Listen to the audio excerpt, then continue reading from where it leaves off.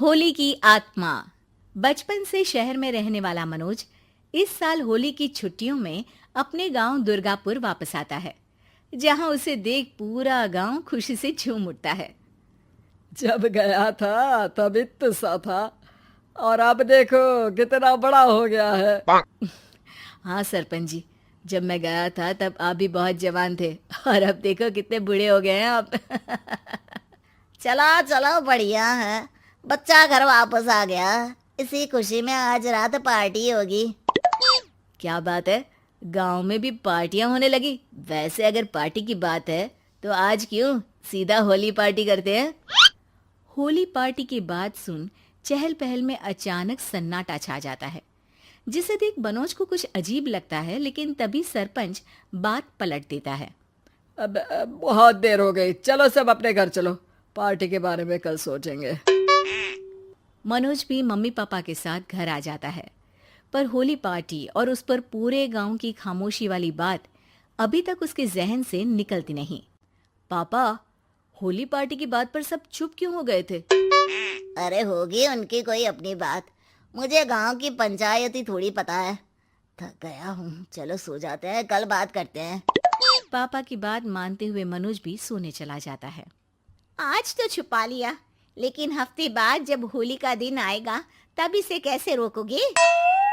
अगली सुबह सूरज के साथ ही मनोज भी गांव घूमने निकल जाता है, जिस पर रास्ते में उसे अपनी ही उम्र के कुछ लड़के भी मिलते हैं, जिनसे दोस्ती कर अब वो उनके साथ घूमने लगता है। इसी तरह कुछ दिन बीत जाते हैं और होली नजदीक आने लगती है। दोस्तों, होली में 4 दिन ही बचे हैं, पर गांव में उसकी कोई तैयारियां क्यों नहीं दिख रही? क्योंकि यहाँ होली नहीं मनाई जाती। अरे पर ऐसा क्यों? वो राजा भूषण। अरे तुम 4 दिन के लिए आए हो, क्या इतना सोच रहे हो? चलो कुछ खाने चलते हैं। इसी के साथ एक बार फिर होली की बात को टलते हुए देख मनोज को शक होने लगता है। वो घर पहुंचते ही इंटरनेट पर अपने गांव और राजा भूषण के बारे में जानकारी निकालने लगता है। क्या? मुझे आज तक ये नहीं पता था। ऐसा कैसे? किसी ने मुझे कुछ बताया क्यों नहीं?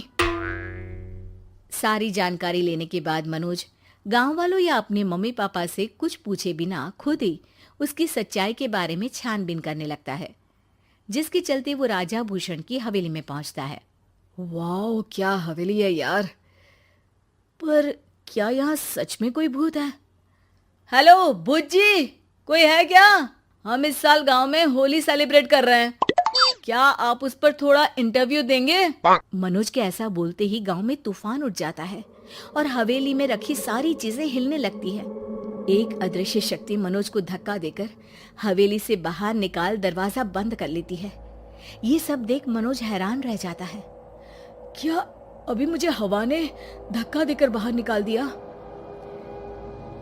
मेरे होते हुए इस गांव में कभी होली नहीं मन सकती, इसलिए दोबारा ऐसी कोशिश भी मत करना, अंजाम बुरा होगा। आवाज सुन मनोज हैरानी से इधर उधर देखने लगता है, पर उसे कोई दिखाई नहीं देता। वो गांव वापस आ जाता है, जहां तूफान की वजह से सब कुछ तहस महस हो चुका होता है। आखिर ये तूफान आया कैसे? ना ऐसा कोई मौसम था और ना ही हमने होली का त्योहार मनाने की बात की थी। सरपंच की बात पर कोई रिएक्शन दिए बिना मनोज चुपचाप अपने घर चला जाता है। इस तरह देखते ही देखते होली का दिन भी आ जाता है और मनोज रंग लेकर गांव में निकल जाता है, लेकिन गांव पूरी तरह खाली होता है। अरे त्योहार का दिन है, धूमधाम की जगह मातम क्यों मनाया हुआ है? मनोज की आवाज सुन सब अपने घर की खिड़कियां खोल के घर के अंदर से ही उसे वापस जाने के लिए कहने लगते हैं, पर वो किसी की नहीं सुनता। तुझे पहले भी समझाया था, अगर होली खेलने की कोशिश भी की तो अच्छा नहीं होगा। अरे बात मान लो बेटा, तुम्हें सच नहीं पता। मुझे सब पता है। सालों पहले इस राजा ने एक अंधविश्वास फैलाया और आप लोग आज तक उसे मानते आ रहे हो। अरे बेटा, जब तुम पैदा भी नहीं हुए थे उससे भी बहुत पहले से इस गांव पर होली का श्राप है। अगर गांव में होली का त्योहार मनाया जाता है तो प्रलय आना पक्की बात होती है। राजा भूषण इस सब में नहीं मानते थे और त्योहार मनाने लगे, जिसके चलते होली वाले ही दिन पहले उनके बेटे की और फिर उनकी मृत्यु हो गई। तभी से गांव की रक्षा के लिए उनकी आत्मा उस हवेली में रह रही है। सबकी बातें सुन मनोज उलझन में पड़ जाता है। सोचना भी मत मनोज, अगर तुमने इस परंपरा को तोड़ने की कोशिश भी की तो उसका परिणाम इस गांव और गांव के लोगों के लिए अच्छा नहीं होगा। मुझे भी यकीन नहीं हो रहा कि आप लोग एक बेतुकी बात को मानकर सालों से रंगों के त्योहार को मातम की तरह मनाते आ रहे हो। मनोज किसी की कोई बात ना मानते हुए पूरे गांव में रंग बिखेर देता है, जिसके तुरंत बाद वहां तूफान के साथ बिजलियां गरजने लगती है। अचानक मौसम में ऐसा बदलाव देख जहां मनोज कंफ्यूजन में आ जाता है, वहीं गांव वाले डर से सहम जाते हैं।